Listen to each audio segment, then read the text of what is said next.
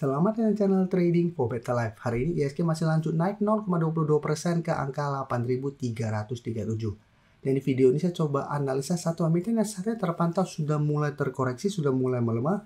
Dan ternyata direkturnya mulai take profit di harga atas pada bulan Oktober kemarin. Bagaimana potensi sampai ke depannya? Yuk kita coba pelajari analisanya di video ini. Di video ini saya coba update pergerakan saham Antam yang saat ini bisa kita lihat masih lanjut turun di bawah harga 3.000. Jadi pada perdagangan hari Rabu kemarin, Antam mencoba untuk bangkit terbentuk candle hijau tapi masih belum berhasil naik di atas 3.000. Hari ini malah kembali melemah turun 1% lebih ke 2.930. Dan cara pergerakan jika kita lihat Antam sudah tidak oke cara tren. Sebelumnya masih kuat di atas garis EMA 50 tapi beberapa kali mencoba untuk naik di atas 3.500 sampai 3.600 selalu gagal. Sempat melemah dan bertahan di garis EMA 50 tapi saat ini bisa kita lihat pada pertengahan atau akhir Oktober Antam sudah mulai melemah dan berada di garis EMA 50. Jadi saat ini garis EMA 50 tepat di 3.200 ini sudah berubah menjadi resisten. Saat ini Antam masih membentuk low dan dekat dengan support EMA 150 di sekitar 2.880. Jadi apabila teman-teman saat ini masih hold sama Antam sudah harus hati-hati. Karena cara teknikal sudah kurang oke. Walaupun memang saat ini masih ada garis EMA 150. Dan jika terpantau berhasil bertahan dari rebound, tapi tetap kesulitan untuk break garis EMA 50, maka cara pergerakan masih ada potensi besar malah break garis EMA 140 dan mulai downtrend untuk tren jangka menengah. Apalagi kalau pemberitaan dengan judul Direktur Antam jual habis sahamnya di harga premium. Jadi kita baca sekilas pada transaksi pada tanggal 16 Oktober sudah ada transaksi dijual total 300 saham Antam di harga 3.330.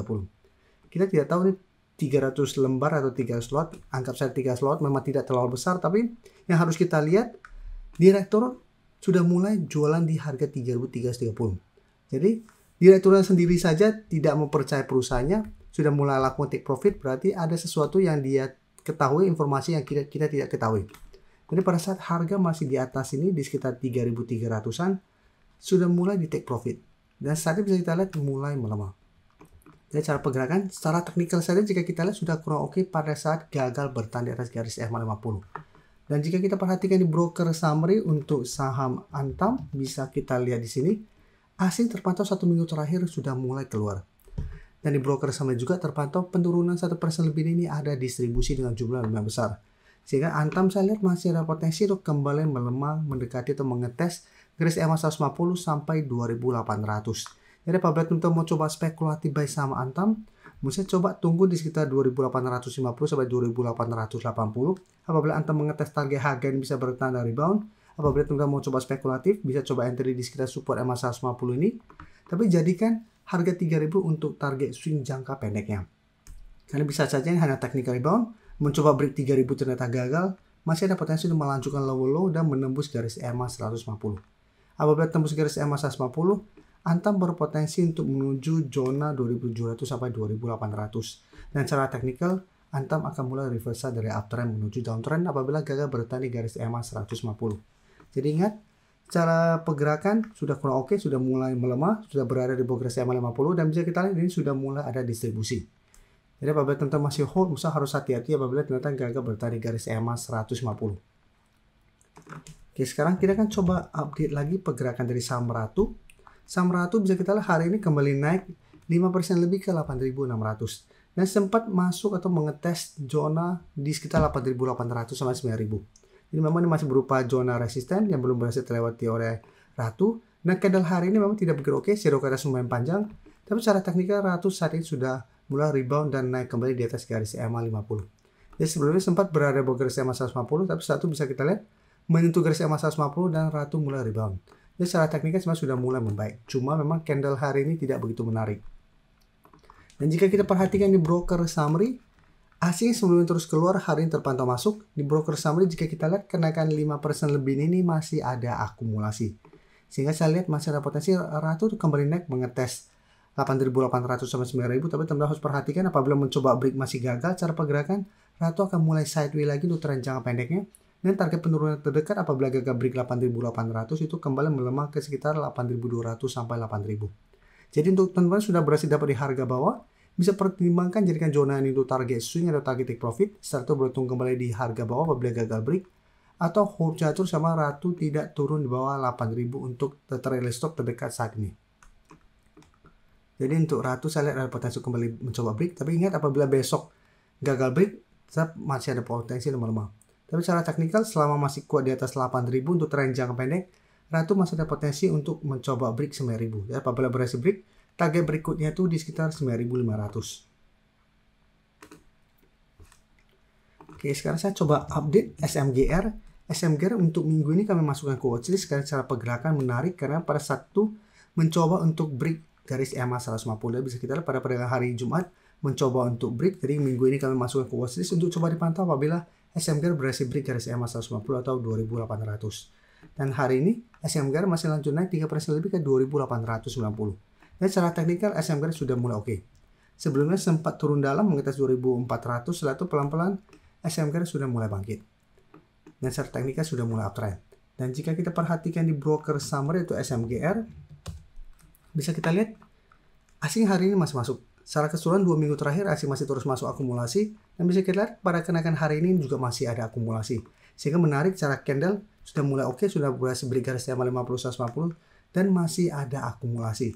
Sehingga SMGR saya lihat masih ada potensi untuk kembali naik menuju 2.950 sampai 3.000 untuk target swing berikutnya.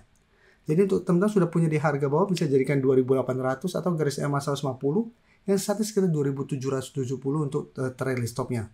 Dan target swing jangka pendek itu di sekitar 2.950 sampai 3.000. Dan apabila masih gagal break, SMGR masih ada potensi untuk kembali melemah menuju 2.800. Selanjutnya kita lihat INTP. INTP saat ini masih mencoba untuk naik kembali di atas garis EMA 50 di 6.325 sampai harga 6.450 yang memang masih berupa resisten yang belum berhasil dilewati INTP dalam beberapa minggu terakhir ini. Bisa kita lihat INTP juga sebelumnya mulai bangkit, berhasil rebound dari 5.800, tapi pada saat mengetes garis EMA 50 sampai 6.450 secara candle INTP belum berhasil break. Sempat melemah kemarin menyentuh garis EMA 150, tapi bisa kita lihat hari ini INTP kembali rebound dengan candle lumayan solid. Dan bisa kita perhatikan di broker summary untuk INTP.